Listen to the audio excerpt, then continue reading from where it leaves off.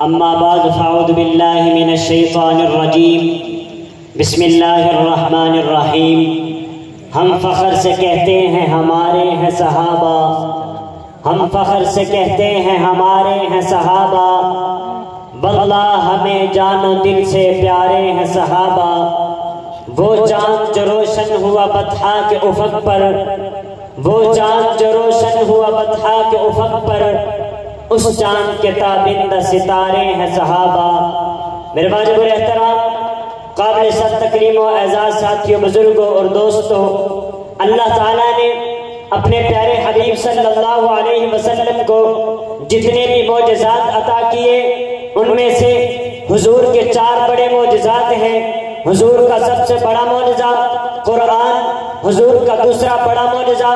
حضور کا سفر معراج، حضور کا تیسرا بڑا معجزہ حضور کی ختم نبوت۔ لیکن ان تینوں معجزات کا نچوڑ صحابہ کرام، وہ سب سے بڑا معجزہ اس بات کو آپ اس انداز سے لیجئے کہ غزوہ بدر کے موقع پر جب حضور صلی اللہ علیہ وسلم اپنے 313 جانثاروں کو لے کر میدان بدر پہنچے، وہاں جا کر دیکھا میدان ابھی خالی ہے، دشمن ابھی نہیں آیا۔ حضور نے اپنی پسند کی جگہ پر پڑاؤ ڈالا اور حضرت سعد بن ابی وقاص سے خیمہ لگانے کو کہا اور حکم دیا کہ اے سعد، میرے خیمے کے اندر کہ بغیر اجازت داخل نہ ہو، لیکن ایک شخص ایسا ہے کہ وہ بغیر اجازت بھی میرے خیمے کے اندر داخل ہو سکتا ہے۔ حضرت سعد بن ابی وقاص پوچھنے لگے، اے میرے محبوب پیغمبر، میرے ماں باپ آپ پر قربان ہو، وہ شخص کون ہے؟ حضور صلی اللہ علیہ وسلم نے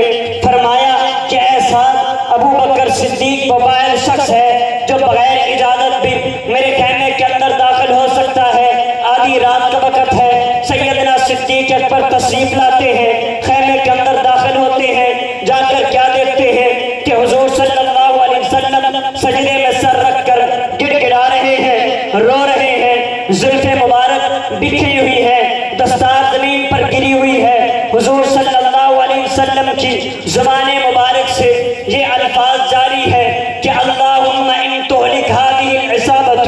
من اہل الاسلام لا توبت فی الارض، کہ اے اللہ، میں اپنی زندگی کی جمع پونجی میں ان 313 جانثاروں کو لے کر میں تیرے دربار میں آیا ہوں۔ وہ 313 جانثار کون کہ جنہوں نے تیرا نام بلند کرنے کے لیے اپنی بیویاں بیوہ کروا دی، اپنے بچے یتیم کروا دے، انہوں نے تیرا نام بلند کرنے کے لیے نیزے کی انیوں پر چڑھ گئے۔ یہ صحابہ کرام، یہ میری زندگی کی جمع پونجی میں یہ لے کر آج میدان بدر کے اندر تیرے دین کا علم بلند کرنے کے لیے آ گیا ہوں۔ اے اللہ، آج اگر تو نے اس مختصر سی جماعت کو ہلاک کر ڈالا تو قیامت کی صبح تک تیرے دین اسلام کا نام لینے والا کوئی نہیں رہے گا۔ یہ کوئی معمولی بات نہیں، اللہ کے پیارے پیغمبر نے یہ نہیں کہا کہ اے اللہ، اگر میں نہ رہا تو تیرا دین نہیں رہے گا، بلکہ اللہ کے پیغمبر نے کہا کہ اے اللہ، اگر ابو بکر نہ رہا